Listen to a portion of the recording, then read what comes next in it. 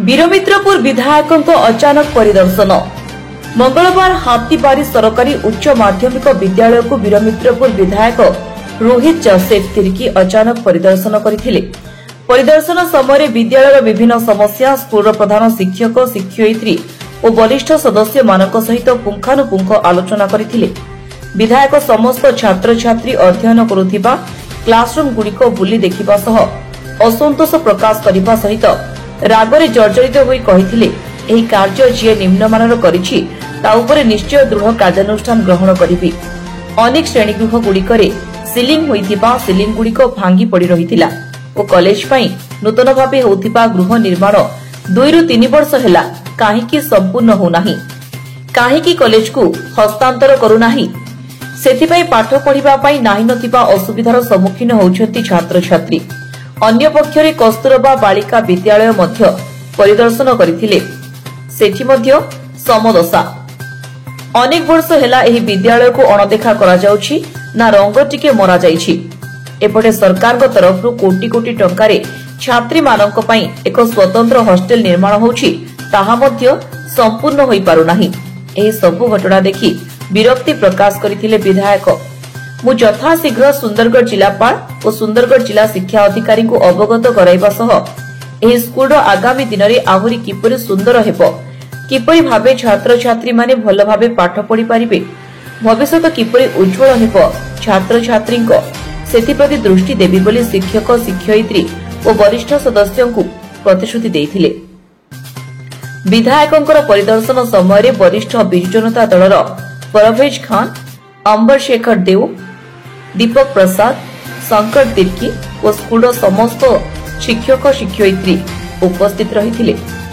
सुंदरगढ़ जिला नुआ देखंतु आज हमर विभिन्न जगार कार्यक्रम थिला, सेथिरे फेरिवा समय हाथीबारी उच्च विद्यालय रे आमे सडन सरप्राइज विजिट करलु। एटी हमर हेड मिस्ट्रेस जे तांको संगे भी साक्षात करलु।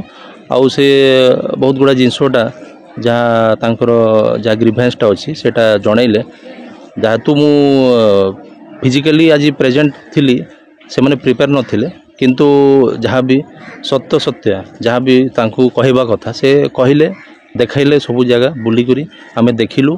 बिल्डिंग रो अवस्था जर्जर अच्छी, वर्षा समय जहाँ फॉल सीलिंगटा गड़ी पड़ुछि, सेठी क्लासटा बंद अच्छी, सेठी के बसिबा पई अवस्था नहीं, आपणकर स्मार्ट क्लास बंद पड़ी अच्छी।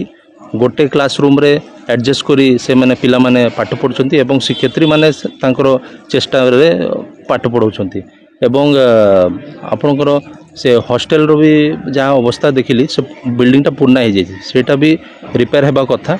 एवं जे नुआ बिल्डिंग गुड़ा हेछि ये कॉलेज रो बिल्डिंग सेटा ए पर्यंत हैंडओवर हेनी, कहीं हिंदी सेटा मु तर्जमा करी मु तदंत करी।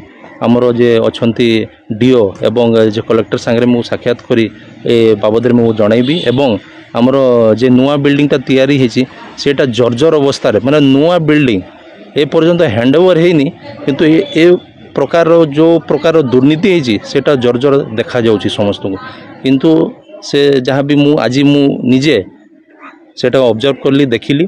आउ आसंता समय मु जहाँ सेटा टाइम पीरियड बाबद रे मु पचारबी को टाइम पीरियड रे सेटा फिनिश करबा कथा, किंतु से करनांती। जे भी कॉन्ट्रैक्टर अछंती तांकर विरोध रे कार्यानुष्ठान हेबा कथा। आगामी समय रे मु निश्चित भाव रे ए स्कूल परिसर को आहुरी बढ़िया हेबो, पिला माने खाली पढ़ी पारिबे, तांकर भविष्यत उज्जवल हेबो सेटा मु कामना करूछि। आउ जे शिक्षयित्री एवं शिक्षक माने अछंती, प्रधान शिक्षक अछंती, तांको आग्रह करूछि कि आपण माने आपनकर जहाँ भी अच्छी सेटा को मते जणाइबे, जो कोनसी भी स्कूल रे आपण मते जणाइबे, हेले निश्चित भाव रे सेटा को समाधान आमे मिलिमिशि करि परिबे। सुंदरगढ़ नुआगारू गणपति दास को रिपोर्ट, टाइम्स 1 ओडिया।